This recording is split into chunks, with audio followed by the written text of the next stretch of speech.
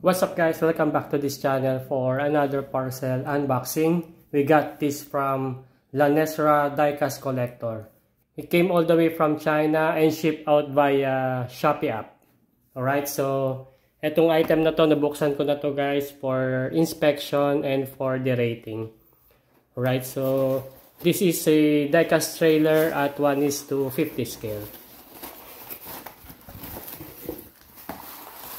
So, based sa initial inspection, this is near mint condition.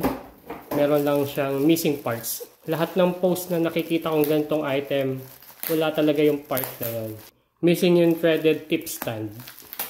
And then yung trailer na to, this should be 2 semi-trailer. Pero dun sa online, makakabili ka lang ng isa.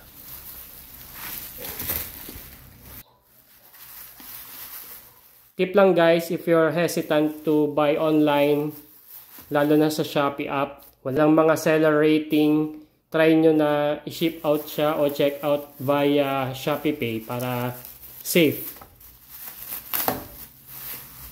Para in case na magbabalik kayo ng item. And legit naman yung nakuhanan natin guys.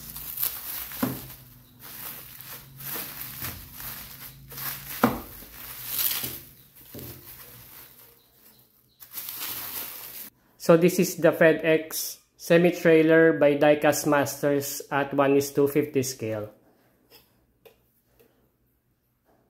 For the material used in this product, this is diecast metal.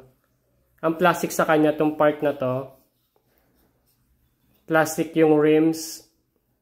Rubber wheels with good thread pattern.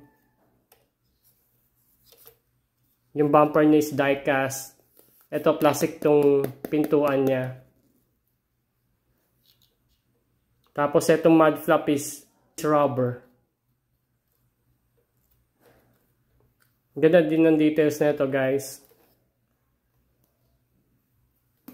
So amazing sa kanya, itong stand dito, yung threaded na tip. So lahat na nakita kong post ng ganitong product, wala talaga to.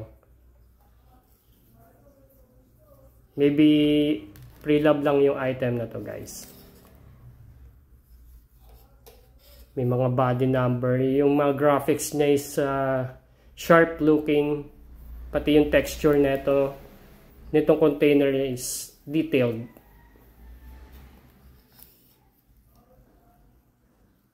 Alright, yung working function nito, itong pintuan niya is roll up.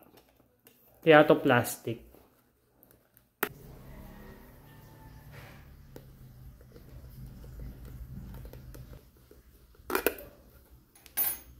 Unique yung kanyang pintuan. Roll up. Ganda rin ng panel niya sa loob. And for the marking, this is Diecast Masters. Ang scale niya is 1:50.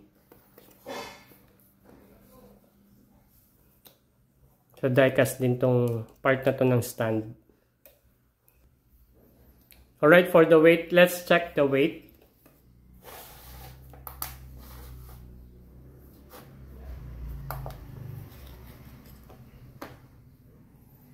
Okay, so that's the weight guys, 482 grams.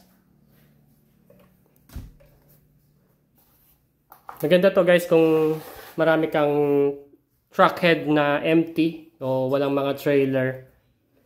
You can buy multiple of these to form a fleet.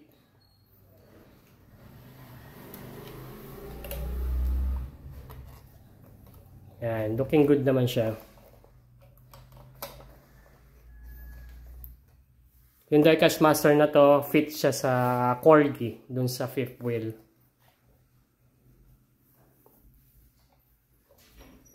And as I mentioned earlier, dalawang semi-trailer dapat to guys. Nag-try lang ako ng isa. Unfortunately, wala tayong makita online kahit sa Shopee ng trailer na may dolly booster. Yung seller na to, wala siyang ganun. Na didetach yun yung dolly booster niya. Just like in the picture. So soon we'll be buying another of this kung makakakita tayo ng pwedeng pang replace na dolly booster. So this is the actual FedEx twin trailer.